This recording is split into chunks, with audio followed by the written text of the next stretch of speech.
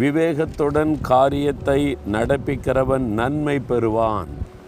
நீங்கள் செய்கிற காரியத்தை விவேகத்தோடு செய்தால் நன்மை பெறுவீங்க. சிலர் சொல்லுவாங்கள்ல, உனக்கு புத்தி இருக்குதா, ஏன் இப்படி பண்ண அப்படி சொல்லுவாங்கள்ல. புத்தி இல்லாமல் பண்ணிட்டியே, ஒரு ஞானத்தோட புத்தியோடு பண்ண வேண்டாமா, ஒரு விவேகம் இருக்குதா அப்படி சொல்லுவாங்கள்ல. அப்போ நம்ம எதை செய்தாலும் சும்மா ஒரு புத்தியினமாக உலக மக்களை போல் சும்மா டக்குன்னு மனசில் தோன்றலாம் செய்யக்கூடாது.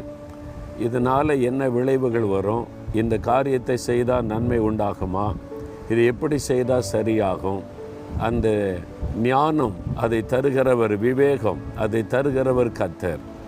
தாவீது போன இடத்துலலாம் வெற்றி பெற்றாராம். காரணம் விவேகத்தோடு செயல்பட்டார், ரொம்ப ஞானத்தோடு செயல்பட்டார் என்பதாக வேதத்தில் பார்க்கிறோம். அப்போ நீங்களும் விவேகத்தோடு செயல்பட்டால் உங்களுக்கு காரியம் வாய்க்கும், அது நன்மையாகும். அதை தருகிறவர் ஆண்டவர். ஆண்டவரிடத்தில் கேட்கணும், ஆண்டவரே இந்த காரியத்தை நான் ஞானமாக விவேகமாக செய்து முடிக்கணும், என்னை கிருபை தாங்கன்னு கேட்டிங்கன்னா ஆண்டவர் இந்த கிருபை தருவார். இப்போ ஊழிய பாதையில் நிறைய காரியம், இதை செய்யணும் அதை செய்யணும், அதை இப்படி செய்ய நிறைய கேள்வி வரும், என்ன வரும்.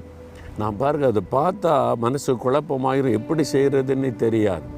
அந்த ஆண்டவருடைய பாத்தில் இப்போ கொஞ்சம் நேரம் அமைதியாக அமர்ந்து, ஆண்டவர் இது எப்படி செய்கிறது, இது எப்படி செய்து முடிக்கிறது, எப்படி செய்தால் சக்ஸஸ் ஆகும், எனக்கு ஒரு ஆலோசனை கொடுங்க, ஞானம் கொடுங்கன்னு ஜெபிச்சிட்டா அப்படியே ஒரு தெளிவு உண்டாகும். தெய்வ பிரசன்னத்தில் ஜெபிக்கும் போது ஆவியானவர் நம்முடைய உள்ளத்தில் அழகாக பேசி ஒரு வழி நடத்துதலை தருவார் பாருங்கள், எல்லாம் சக்ஸஸாக முடிஞ்சிடும். அப்போ நீங்களும் எந்த காரியத்தை செய்தால் அவசரப்படாதுங்க, ஆண்டவுடைய பாதப்படியிலே காத்திருந்து தேவனுடைய இந்த ஞானம் ஆலோசனை பெற்றுக்கொள்ள கொஞ்சம் டைம் எடுத்துக்கொள்ளுங்க. அப்போ விவேகத்தோடு ஒரு காரியத்தை செய்தால் காரியம் ஜெயமாகும், அந்த காரியம் வாய்க்கும். அப்படி தான் ஆண்டவர் சொல்கிறார். சரியா?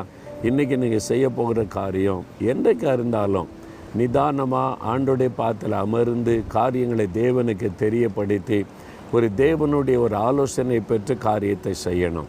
ஆண்டவரே, நீர் எங்களுக்கு விவேகத்தை ஞானத்தை தருகிற தேவன். அருமையான இந்த மகன் இந்த மகள் தடுமாறி கொண்டிருக்கிற காரியத்தில் உம்முடைய வழி நடத்துதலை தாரும், விவேகத்தை தாரும், அதை ஜெயமாக்கி தாரும். இயேசுவின் நாமத்தில் ஜெபிக்கிறோம் பிதாவே, ஆமென்.